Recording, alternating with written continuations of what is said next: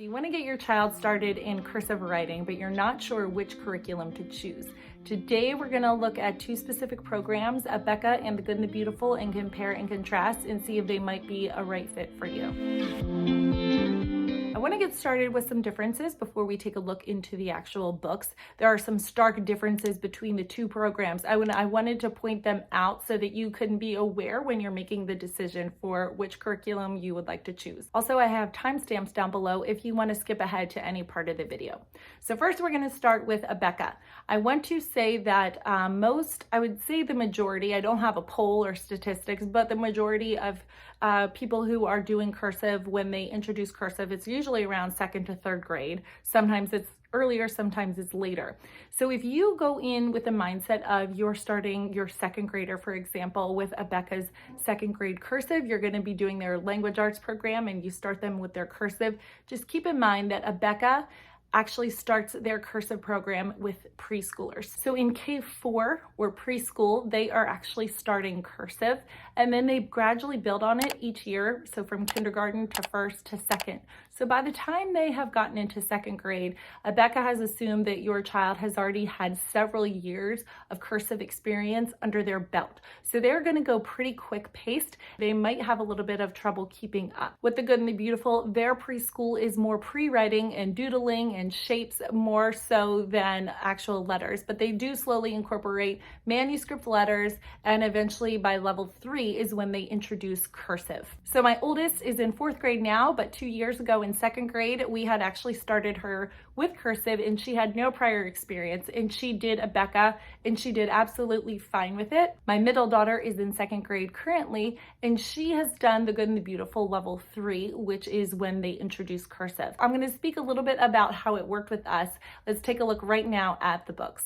All right, so here we have a Writing with Phonics 2. This is intended for 2nd grade. This is The Good and the Beautiful Handwriting level 3. It is not necessarily geared toward 3rd graders. It's just level 3 is when they will be introducing cursive. So we're going to start with Writing with Phonics from Abeka.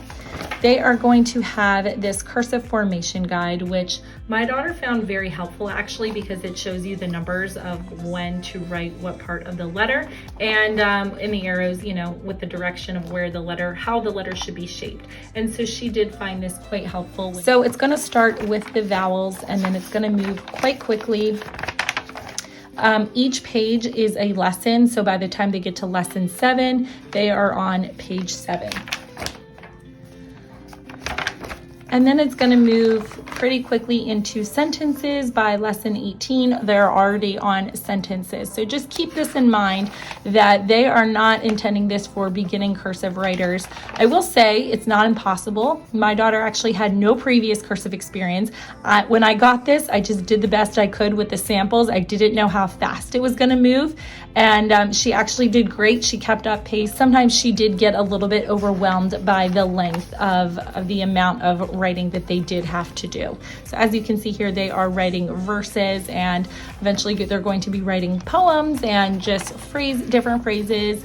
And so there is quite a variety of what they will be learning. But again, it is moving quite quickly and it's not going to slow down.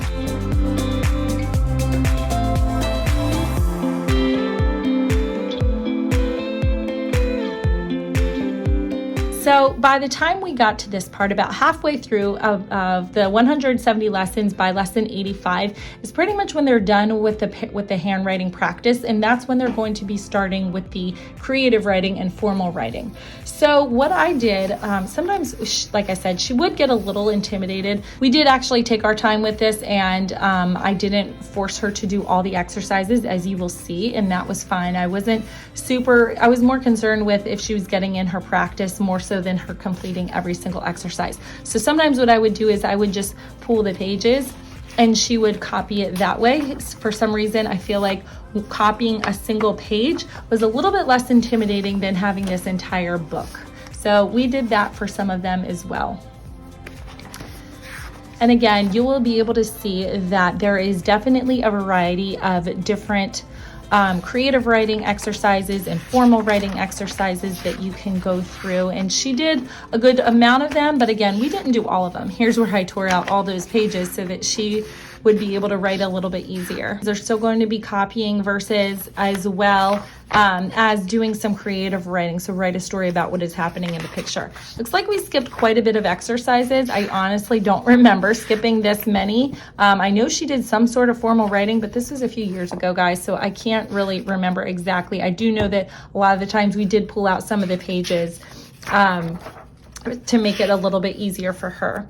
So back here, there is also a My Journal section. And then the last section is the creative writing section. So this one is kind of fun. They would put a picture on the front and you would have to title it and then write a story on the back. So we did that as well. So there's a variety again. Ice cream, Francis Scott Key, animals. So that is just an overview of what writing with phonics is for second grade. Now we have The Good and the Beautiful Handwriting Level 3. This is what my current second grader just completed this year. There's only 100 pages, so she did about a page a day and she completed it before the year. But they also have a cursive formation guide as well. And theirs is actually, instead of they do numbers like where to start off, but theirs is actually in rainbow order. So it goes red, orange, yellow, up to green. And then if there's an X, that is where you lift your pencil. So they do this again, just as kind of a overview before they get into the lesson. They start off again with manuscript. There will be a decent amount of manuscript. What we like is at the bottom, there's either usually something to draw or color, or a little maze or something like that. And my girls really like that part of this handwriting curriculum. Then they're going to slowly go in. So you can see even the font is a lot bigger compared to this Abeka second grade. The font is bigger for them to start the practice on. The font for the manuscript is smaller, but the cursive is bigger. You can see that they are moving quite a bit slower than Abeka moved. They have plenty of practice with individual letters. They're on lesson page, 15 already, and they're still only doing single letters at a time. They make sure that they take their time to introduce just a few letters at a time before they move on to the next.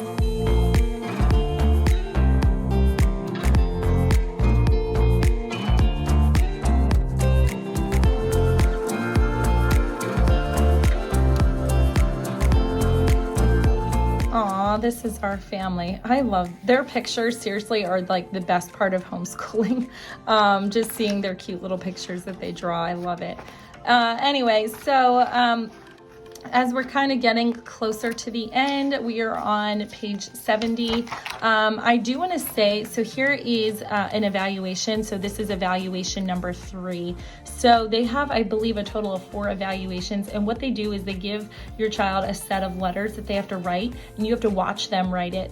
Otherwise, this is actually a very independent course. But you do have to watch them to see how they form the letters and then whatever they have to work on. So there is some assessing that you have to do as well. And I feel like that is actually really helpful.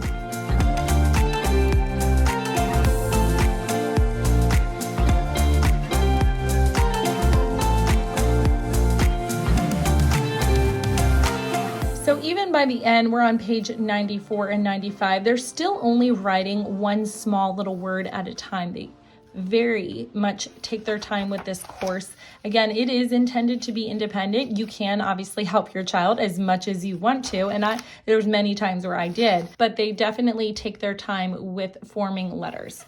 So you can see there is quite a difference between the two, and neither one is better than the other. I think it's just which one might fit your child better and might fit your needs better and kind of the direction that you're wanting for your homeschool. So what type of student or family will Abeka's second grade handwriting work for? First and foremost, obviously, if they have done Abeka before and they have previous cursive experience, maybe not necessarily with Abeka, but they are familiar with writing in cursive, and you are choosing Abeka as your main language arts curriculum, and you just want to keep it uniform across the board. You're already using Abeka for their grammar. You're not wanting to hunt down a separate handwriting program and then a separate formal and creative writing program. You want to keep everything together so that it's just more concise and a little bit more streamlined. That may be another reason to choose Abeka. That is the reason I chose Abeka. My daughter had no previous experience with cursive, but I knew that she would probably be able to handle it. That was a little bit of a risky move on my part because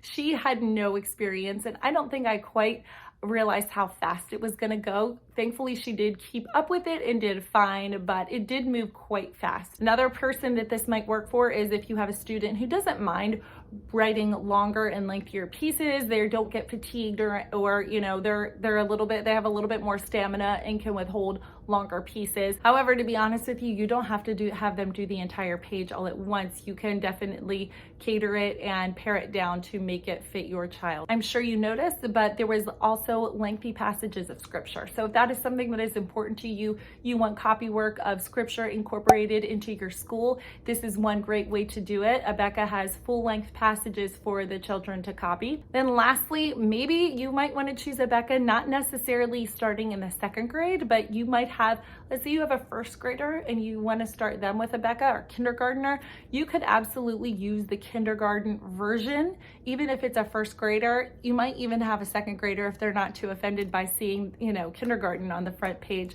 But if you really want to get them started, you really like the way Abeka teaches their cursive, that way might be another thing to consider, is getting the kindergarten level. I wouldn't say you have to go all the way back to preschool. Kindergarten goes at a slow enough pace that they would be able to, they should be able to keep up with that. Who will the Good and the Beautiful work for? So The Good and the Beautiful, that's going to be great if you have a student who has never done cursive before and you're just not sure how it's going to work out, or you have a little bit of a reluctant writer, they might get a little bit flustered easily, or you just don't want to overwhelm them with a huge page of cursive copy work to do, because I know that for some children that can actually be really intimidating.